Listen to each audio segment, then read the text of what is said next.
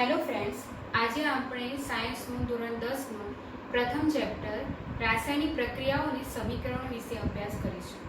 સૌપ્રથમ આપણે આપણી આસપાસની થતી રોજિંદી પરિસ્થિતિઓ વિશે વિચાર કરીશું. ઉદાહરણ તરીકે લોખંડનું હવાના સંપર્કમાં આવવાથી અથવા ભેજવાળા વાતાવરણના સંપર્કમાં આવવાથી શું થાય છે? તે કટાઈ જાય છે.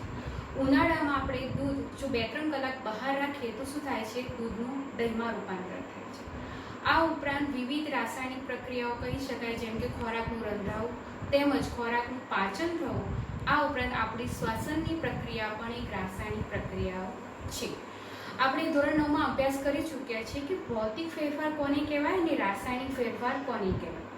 ભૌતિક ફેરફારમાં ઉદાહરણમાં જોઈએ કે લાકડાનું કપાવવું એ ભૌતિક ફેરફાર છે, પરંતુ લાકડાનું સળગવું એ શું છે?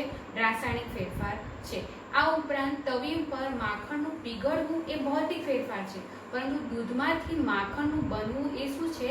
રાસાયણિક ફેરફાર છે. એટલે કે ઉપરની દરેક પરિસ્થિતિ અથવા દરેક ઉદાહરણમાં આપણે જોઈએ કે પદાર્થની પ્રારંભિક પરિસ્થિતિ હતી એના કરતાં પ્રક્રિયાના અંતે એનું સ્વરૂપ કેવું થાય છે? પરિવર્તન પામતું હોય છે. તો રાસાયણિક પ્રક્રિયા કોને કહેવાય એ માટે ચોક્કસ અવલોકનો આપણે મેળવીશું, જે આગળની આપણે પ્રવૃત્તિ દ્વારા એટલે કે સ્લાઇડ દ્વારા આપણે નિહાળીશું. વિદ્યાર્થી મિત્રો, તમે અહીંયા જોઈ શકો છો પ્રથમ સ્લાઇડમાં આપણે મેગ્નેશિયમ ધાતુની પટ્ટી લીધી છે, જેને હવાની હાજરીમાં આપણે બર્નર ઉપર જ્યારે સળગાવીએ છીએ ત્યારે સફેદ જગારા મારતી જ્યોતથી સળગે છે અને મેગ્નેશિયમ ધાતુની પટ્ટીનું રૂપાંતર મેગ્નેશિયમ ઓક્સાઇડમાં થતું હોય છે. એટલે કે અહીંયા મેગ્નેશિયમ ધાતુની પટ્ટી જે મેગ્નેશિયમ ઓક્સાઇડમાં રૂપાંતર થાય છે અને અંતે સફેદ પાવડર જેવી આપણને રચના મળતી હોય છે. બીજી સ્લાઇડમાં જોઈએ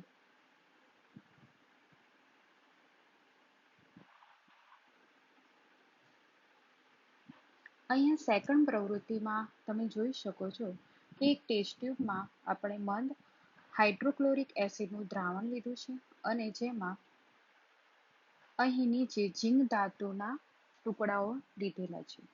અહીં મંદ HCl અને ઝીંક ધાતુના ટુકડાઓની પરસ્પર રાસાયણિક પ્રક્રિયા થવાથી તમે અહીંયા કસનળીમાં થોડી વાર પછી વાયુના પરપોટા જોઈ શકો છો. અને આ જો પ્રક્રિયા થોડા લાંબા સમય સુધી ચાલે તો તમને કસનળીમાં તાપમાનમાં પણ પરિવર્તન જોવા મળે છે. એટલે કે તમે કસનળીને અડો ત્યારે તેનું તાપમાન વધેલું હોય છે. ટૂંકમાં અહીં રાસાયણિક પ્રક્રિયા થતી હોય છે.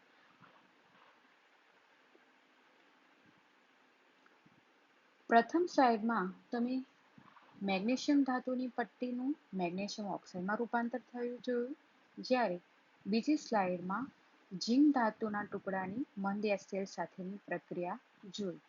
આ બંને પ્રવૃત્તિમાં પ્રથમ પ્રવૃત્તિમાં શું થાય છે? અવસ્થામાં પરિવર્તન થાય છે અને બીજી પ્રવૃત્તિમાં તમે જોઈ શકો છો કે વાયુનો ઉદ્ભવ થતો હોય છે.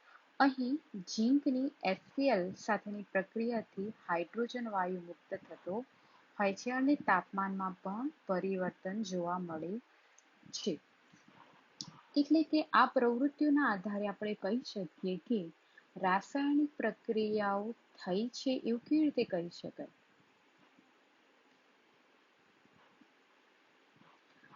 રાસાયણિક પ્રક્રિયા થઈ છે તે કયા અવલોકનથી કહી શકાય? તો જે નીચે અહીંયા દર્શાવ્યા પ્રમાણે પદાર્થની અવસ્થામાં પરિવર્તન અથવા રંગમાં પરિવર્તન થતું હોય, વાયુનો ઉદ્ભવ થતો હોય અથવા તાપમાનમાં પરિવર્તન થતું હોય ત્યારે રાસાયણિક પ્રક્રિયા થઈ છે તેમ કહી શકાય. અહીં ચારેય અવલોકનમાંથી કોઈ એક પણ અવલોકન રાસાયણિક પ્રક્રિયામાં હાજર હોય અથવા જ્યારે પદાર્થની પ્રક્રિયા થતી હોય અને આ ચાર અવલોકનમાંથી ગમે તે એ અવલોકન તમે જુઓ તો તમે કહી શકો કે રાસાયણિક પ્રક્રિયા થઈ છે. આપણી આસપાસ અલગ અલગ પ્રકારની પ્રક્રિયાઓ જોવા મળતી હોય છે. અહીં આ પ્રકરણમાં આપણે રાસાયણિક સમીકરણ કેવી રીતે લખવું, એના સોપાનો કયા કયા છે તેમજ એના પ્રકાર કયા કયા છે એ વિશે અભ્યાસ કરીશું. તો પ્રથમ આપણો ટોપિક છે રાસાયણિક સમીકરણ. અહીં આપણે પ્રથમ સ્લાઇડમાં દર્શાવ્યા પ્રમાણે મેગ્નેશિયમની ઓક્સિજન સાથે પ્રક્રિયા થાય છે અને મેગ્નેશિયમ ઓક્સાઇડ બને છે. હવે હું જ્યારે આ રાસાયણિક પ્રક્રિયાને શાબ્દિક સ્વરૂપમાં રજૂ કરવું હોય તો હું આવી રીતે લખી શકું: મેગ્નેશિયમ વત્તા ઓક્સિજન, તીરની નિશાની મેગ્નેશિયમ ઓક્સાઇડ. અહીં તીરની ડાબી બાજુ જે દર્શાવ્યા છે પદાર્થો એ પ્રક્રિયકો છે, જ્યારે તીરની જમણી બાજુ જે દર્શાવ્યા છે પદાર્થ એ નિપજ છે. એટલે કે કોઈ પણ રાસાયણિક પ્રક્રિયાને આપણે જ્યારે શાબ્દિક સ્વરૂપમાં રજૂ કરીએ એટલે તીરની ડાબી બાજુના જે પદાર્થો છે પ્રક્રિયકો એટલે કે જે એકબીજા સાથે પ્રક્રિયા કરે છે, અને પ્રક્રિયકો એકબીજા સાથે પ્રક્રિયા કરીને નિપજમાં રૂપાંતર પામતા હોય છે. એટલે કે શાબ્દિક સ્વરૂપમાં આવી રીતે કોઈ પણ રાસાયણિક પ્રક્રિયાને દર્શાવી શકાય. હવે રાસાયણિક સમીકરણોને શબ્દોની જગ્યાએ સૂત્રનો પ્રયોગ કરીને આપણે દર્શાવીએ, એટલે કે વધુ સંક્ષિપ્ત સ્વરૂપમાં આપણે દર્શાવવું હોય તો કેવી રીતે દર્શાવવું? તો રાસાયણિક સમીકરણ લખવું. શબ્દોની જગ્યાએ એટલે કે મેગ્નેશિયમ વત્તા ઓક્સિજન અને તેની નિશાની આપણે દર્શાવી છે અને મેગ્નેશિયમ ઓક્સાઇડ દર્શાવી છે. એને આપણે સંજ્ઞાના એટલે કે રાસાયણિક સૂત્રોના સ્વરૂપમાં આપણે આવી રીતે રજૂ કરી શકીએ છીએ: Mg વત્તા ઓક્સિજન, તેની નિશાની અને મેગ્નેશિયમ ઓક્સાઇડ, જે MgO એટલે કે જે મેગ્નેશિયમ ઓક્સાઇડનું સ્વરૂપ નિપજ છે. અહીં તમે જોઈ શકો છો કે જમણી બાજુ અને ડાબી બાજુના તત્વોના પરમાણુની સંખ્યા અલગ જોવા મળે છે. અહીંયા Mg નો એક પરમાણુ છે, અહીંયા પણ એક પરમાણુ છે, જ્યારે ડાબી બાજુ ઓક્સિજનના બે પરમાણુઓ છે અને જમણી બાજુ ઓક્સિજનનો એક જ પરમાણુ જોવા મળે છે. એટલે કે આ જે સમીકરણ છે એ કેવું છે? અસમતોલિત સમીકરણ કહી શકાય. અસમતોલિત સમીકરણને માળખાકીય સમીકરણ પણ કહે છે. તો તમને શોર્ટ ક્વેશ્ચનમાં પૂછાઈ શકે, માળખાકીય સમીકરણ કોને કહેવાય? માળખાકીય સમીકરણ એટલે કે અસમતોલિત, કે જેમાં પ્રક્રિયકો અને નિપજોમાં પરમાણુની સંખ્યા અલગ અલગ જોવા મળતી હોય છે, એટલે કે સમતોલિત નથી.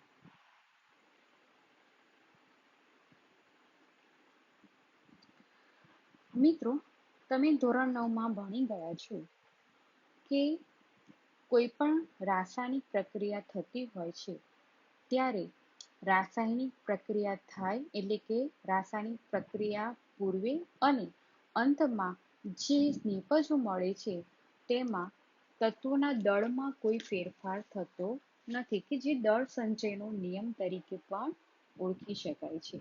દળ સંચયનો નિયમ શું છે? કે કોઈ પણ રાસાયણિક પ્રક્રિયામાં દળનું સર્જન પણ થતું નથી કે તેનો વિનાશ પણ થતો નથી. એટલે કે નિપજોમાં અને પ્રક્રિયકોમાં હાજર રહેલા તત્વોનું કુલ દળ સરખું જ જોવા મળતું હોય છે. એટલે કે પ્રક્રિયામાં ડાબી બાજુ અને જમણી બાજુ રહેલા દરેક તત્વના પરમાણુની સંખ્યા હંમેશા સમાન રહે છે. આથી આપણે જ્યારે કોઈ પણ રાસાયણિક સમીકરણ રજૂ કરીએ તેને સમતોલિત કરવું જરૂરી છે. આ પ્રશ્ન પણ શોર્ટ ક્વેશ્ચનમાં પૂછાઈ શકે એવો છે કે રાસાયણિક સમીકરણને સમતોલિત કરવું કેમ જરૂરી છે. રાસાયણિક સમીકરણને સમતોલિત કરવા માટે ચોક્કસ પ્રકારના સોપાનોને ફોલો કરવામાં આવતું હોય છે. ઉદાહરણ તરીકે અહીં આપણે પ્રથમ ઉદાહરણમાં આયનની પ્રક્રિયા હાઇડ્રોજન ઓક્સાઇડ એટલે કે પાણી સાથે જ્યારે પ્રક્રિયા થાય છે ત્યારે નિપજ તરીકે આયન ઓક્સાઇડ અને હાઇડ્રોજન વાયુ મુક્ત થતો હોય છે. આ એક આપણું રાસાયણિક સમીકરણ છે. તમે અહીંયા જોઈ શકો છો કે અહીંયા આયનનો એટલે કે ડાબી બાજુ જે પ્રક્રિયકો છે, પ્રક્રિયકો કયા છે? આયન અને પાણી, આયન અને H2O, બરાબર?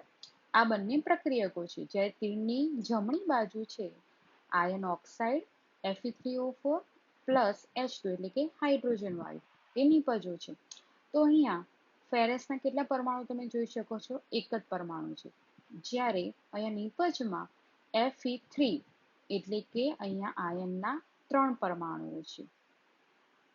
તેવી જ રીતે અહીંયા હાઇડ્રોજન બીજું તત્વ તમને કયું જોઈ શકો છો? એક તો હાઇડ્રોજન છે. બરાબર, તો અહીંયા હાઇડ્રોજનના કેટલા પરમાણુઓ છે? ડાબી બાજુ 2 પરમાણુઓ છે અને અહીંયા પણ જમણી બાજુ 2 પરમાણુ છે. હવે ત્રીજું તત્વ છે અહીંયા કયું ભાગ લે છે? ત્રીજું તત્વ ઓક્સિજન. તો ઓક્સિજનનો અહીંયા એક જ પરમાણુ છે, જ્યારે અહીંયા ઓક્સિજનના 4 પરમાણુ તમે જોઈ શકો છો. એટલે કે આ સમીકરણ અસંતુલિત સમીકરણ છે. તેને સંતુલિત કરવા માટે આપણે નીચેના સોપાનો આપણે એક પછી એક લઈશું. તો પ્રથમ સોપાન છે સોપાન નંબર 1. જ્યારે તમે કોઈ પણ રાસાયણિક સમીકરણને સમતોલિત કરવાનો પ્રયાસ કરો ત્યારે સૌ પ્રથમ સમીકરણની જે ભાગ લે છે તત્વો એની બાજુ શું કરવાનું છે? આજુબાજુ એક બોક્સ બનાવી દેવાનું છે. એટલે આપણે આ બોક્સ એટલા માટે બનાવ્યું છે કે આપણે કોઈ પણ પ્રક્રિયામાં રહેલા તત્વો કે સંયોજનોમાં જે ફેરફાર આપણે કરીશું એ હંમેશા બોક્સની બહાર જ કરીશું. અંદર કોઈ આપણે ફેરફાર કરીશું નહીં, કારણ કે અહીં જ્યારે સમતોલિત કરીશું ત્યારે સહગુણક તરીકે મૂકીશું. એ આપણે આગળ જોઈશું. ઉદાહરણ તરીકે હું અહીંયા ઓક્સિજનનો 4 પરમાણુ છે અને અહીંયા એક જ છે, તો હું અહીંયા O4 અહીંયા લખીશ નહીં, પરંતુ હંમેશા બોક્સની બહાર જ આપણે સહગુણક મૂકવાના છે. બરાબર, આ થયું એનું પ્રથમ સોપાન. બોક્સ બનાવી દીધા. સોપાન નંબર 2. અહીં સેકન્ડ સ્ટેપમાં આપણે સમીકરણમાં રહેલા પ્રક્રિયકોના પરમાણુઓની સંખ્યા અને નિપજોના પરમાણુઓની સંખ્યા કેટલી છે એ લખીશું આપણે. આયનની કેટલી છે? પ્રક્રિયકોમાં સંખ્યા 1 છે, જ્યારે નિપજોમાં કેટલી સંખ્યા છે એની? આયનની 3. એવી રીતે હાઇડ્રોજનની પ્રક્રિયકોમાં સંખ્યા કેટલી છે? H2 એટલે કે 2, અને આ બાજુ એટલે કે જમણી બાજુ પણ એની સંખ્યા 2 જ છે. એવી રીતે ઓક્સિજનની કેટલી સંખ્યા છે જમણી બાજુ પ્રક્રિયકોમાં? એટલે કે LHS એટલે કે લેફ્ટ હેન્ડ અને RHS એટલે કે રાઈટ હેન્ડ.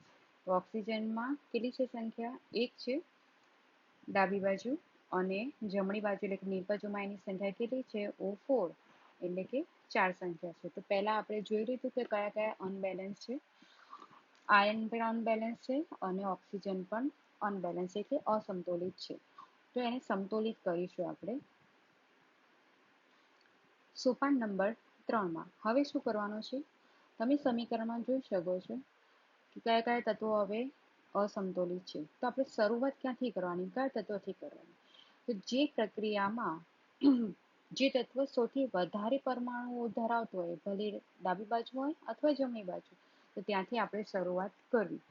તો અહીંયા તમે ઓક્સિજનના પરમાણુઓ જોઈ શકો છો કે ડાબી બાજુ જમણી બાજુ Fe3O4 માં સૌથી વધારે એટલે કે 4 પરમાણુઓ છે. એ બધા બાકીના ડાબી બાજુ અને જમણી બાજુ કરતાં સૌથી વધારે છે. તો આપણે ઓક્સિજનથી શરૂઆત કરીશું.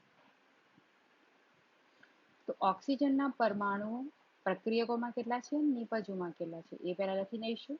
શરૂઆતમાં એટલે કે પ્રક્રિયામાં શરૂઆતમાં કેટલા છે? તો પ્રક્રિયકોમાં કેટલા છે? H2O માં કેટલા છે? ઓક્સિજનનું પરમાણુ એક જ છે, એટલે કે ડાબી બાજુ. અને નિપજોમાં આયન ઓક્સાઇડમાં કેટલા પરમાણુઓ છે? ઓક્સિજનના 4 પરમાણુઓ છે.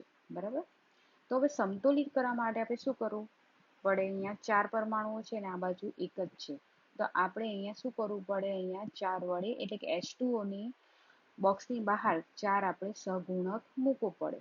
તો થઈ જશે બંને બાજુ, ડાબી બાજુ અને જમણી બાજુ 4 4 થઈ જશે.